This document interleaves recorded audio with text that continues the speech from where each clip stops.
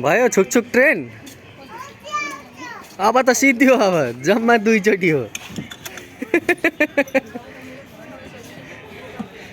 लु रहर पुग्यो छुकछुक ट्रेनको।